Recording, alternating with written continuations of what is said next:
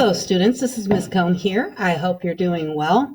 This week, the week of October 23rd through October 30th, we are going to prepare to write a time literary analysis essay in class the following week, the first week of November. This essay is worth 100 points, so it's one you want to take seriously, but you have to write the essay in a timed fashion. We're doing this because y'all need practice for timed writing for AP classes in your future, for standardized tests perhaps in your future. So you need to prepare yourself to pace yourself and whatnot. So it's sort of practice for that. Your job is to select one of the 4 prompts listed below and write an essay in response to Truman Capote's In Cold Blood. You'll be able to use your book on the essay, so annotating is good. You'll also be able to use a note card, a 3x5 note card, front and back, where you write a thesis and collect evidence from the novel to support your thesis with page numbers. You're going to have 90 minutes in class to write the essay next week. And this week, your job is to select a prompt and make the note card. Again, on the note card, the only things you can have are your thesis and your evidence. And that note card is an actual assignment worth 10 points. And I'll talk about that in a little bit. All right. So, and to submit the note card, you're going to have to take a picture of the front and back of the note card and submit the photos in the assignment. That is linked to the weekly agenda as well as in assignments. All right, so here are the different prompts. Obviously, the language in the prompts should look familiar because it's really what we've covered, has a lot to do with what we've covered in class as we were reading In Cold Blood, as I told you it would. And then I've got a sample thesis. That's, again, you're writing in response to In Cold Blood, but my sample thesis would be in response to another text. Same prompt, another text. And just to give an example of what a thesis might look like, but I didn't want to write your thesis for you. So that's why underneath each prompt, I have a sample thesis that's either written To Kill a Mockingbird or Fences. So if you look at, and again, you're picking one of the prompts to write to, you're not writing to all 4. Okay, so number 1 reads, a symbol is an object, action, or event that represents something or that creates a range of associations beyond itself. In literary works, a symbol can express a theme or give readers insight into characters, for instance. Focusing on one symbol in Cold Blood, write an essay analyzing how that symbol functions in the work and what it reveals about the characters or themes of the work as a whole. So my example thesis is written to how symbolism gets that theme, but you could write about how symbolism in Cold Blood helps us understand a character better too. All right. So, in To Kill a Mockingbird, Harper Lee uses the mockingbird as a symbol throughout the book to illustrate the idea that people often misjudge others and harm the innocent unnecessarily. All right. Number 2, mood is the overall feeling or atmosphere of a literary work. Writers create mood using various literary devices such as diction, imagery, and other forms of figurative language.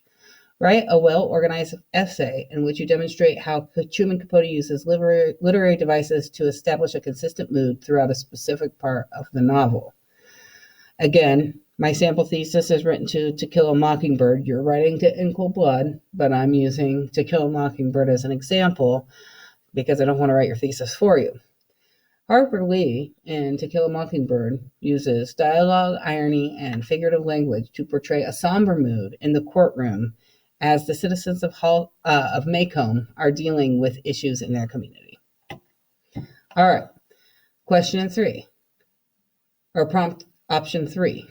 The tone of a book reveals the author's attitude towards a particular subject and helps readers determine the author's purpose.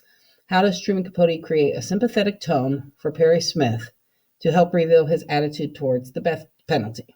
Again, using To Kill a Mockingbird as an example. In To Kill a Mockingbird, Harper Lee uses figurative language, irony, and descriptive diction to establish a condemnatory tone towards Bob Ewell and reveal a critical attitude towards racism in society. Again, different text, different tone, different topic, but same idea in the example thesis. All right, option 4.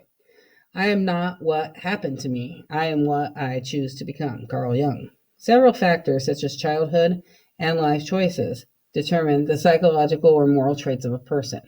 Write a well-organized essay in which you analyze how Truman Capote uses literary devices to characterize Perry Smith or Dick Hickok as a product of their childhoods and choices. Again, my sample thesis is about Troy Maxson and fences, but same prompt, just insert different text and character.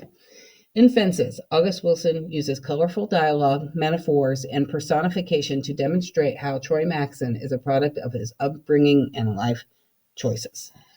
All right, so again, I think seeing sample thesis, even if written to different texts, helps. Remember, you want to include the title, the author, strong verb, yes, literary devices, and make sure you're answering the prompt. So literary devices, concrete, to illustrate, abstract, yes, okay. Those are the components of your thesis. Okay, make sure you include that in your thesis. All right, so your essay should be written during the allotted 90 minutes during class. Virtual students are going to be timed as well, and it will take the form of a quiz, I believe. I'll let you know how I set it up next week. It's going to be formatted according to MLA guidelines, double space, Times New Roman, Arial, Courier New Font, or Courier New Font, 12-point font with MLA heading. Must respond to one of the 4 prompts. Have to have a strong thesis. You have to include at least 3 pieces of quoted evidence from In Cold Blood that supports your thesis. In-text citations, multiple paragraphs, should be written in third person, and it's going to be graded on ideas and content, organization, and conventions. Here's what I'm going to be looking for. This essay is worth 100 points. Here's the rubric. Relevant quality details that go beyond the obvious. Ideas are clear and supported with details from the text. Writing shows knowledge or experience. Ideas are fresh and original, shows depth and insight. Strong and relevant evidence from the text to support the claims. And a strong thesis that makes a claim. An inviting introduction that draws the reader in as far as organization goes. Satisfying conclusion that leads the reader with something to think about. Thoughtful transitions. Logical sequencing, pacing, organizational structure, overall structure is appropriate for the purpose. Spelling, capitalization, punctuation, grammar, paragraphing, and you need to have the citations, the in-text citations, so Capote and page number or page range. You don't have to include a works cited page for this one because it's a timed writing, okay? Again, ranking everything on a scale of 1 to 6, with 6 being perfect, 5 being 95%, 4 85%, 3 75%, 2 65%, and 1 55% or below. Okay. And I'm going to rank you for each of these 3 categories for those 3 criteria, which are the same criteria that I graded you for the Fences and A Raisin in the Sun literary analysis paper you wrote. Now it's time to transfer the skills we talked about there to this paper and show some improvement over the last paper. Again, sample thesis sentences are not written with In Cold Blood in mind. They are examples written to the prompt as if the prompt was written for another text. Be sure you're writing to In Cold Blood. Again, you're going to be preparing your note card and then writing your essay in the time allotted. So I hope this helps you understand the paper a little bit better. Good luck. Email me with questions.